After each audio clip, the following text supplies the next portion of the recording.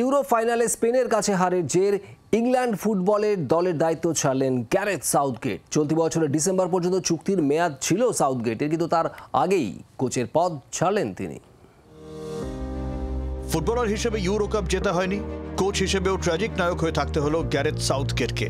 এবছরও তার কোচিংয়ে ইউরো কাপ জিততে পারেনি ইংল্যান্ড।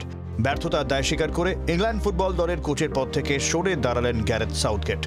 এর আগের ইউরো কাপেও ফাইনালে উঠেও হেরে যেতে হয়েছিল ইংল্যান্ডকে। ইতালির কাছে ইউরো কাপ ফাইনালে টাই ব্রেকারে হেরে গিয়েছিল ইংল্যান্ড। এবছর স্পেনের কাছে হেরে রানার্স হয়ে থাকতে হলো ইংল্যান্ডকে। 2016 সালে ইংল্যান্ড দলের কোচের দায়িত্ব নিয়েছিলেন গ্যারেথ সাউথগেট। তার কোচিংয়ে 102টি ম্যাচ খেলেছে ইংল্যান্ড। 102টি ম্যাচে 61টিতে জয়, 24টি ড্র, 17টি ম্যাচে হেরেছেন সাউথগেট। 1966 সালের বিশ্বকাপ বিজয়ী স্যার আলফ রামস ছাড়া সাউথগেট একমাত্র ম্যানেজার যিনি ইংল্যান্ড পুরুষ দলকে গুরুত্বপূর্ণ প্রতিযোগিতার ফাইনালে নেতৃত্ব দিয়েছেন। সাউথগেটের কোচিংয়ে 4টি গুরুত্বপূর্ণ প্রতিযোগিতার পাশাপাশি 2018 সালে বিশ্বকাপের সেমিফাইনাল এবং 2022-এ কোয়ার্টার ফাইনালে ইংল্যান্ড খেলেছিল। এবছর ডিসেম্বরে সাউথগেটের চুক্তির মেয়াদ শেষ হচ্ছিল, তবে তাকে আরও 2 বছর কোচ হিসেবে রেখে দিতে চাইছিল ফুটবল অ্যাসোসিয়েশন, কিন্তু তার আগেই পদত্যাগ করলেন গ্যারেথ সাউথগেট। ব্যুরো রিপোর্ট, জি 24 ঘন্টা।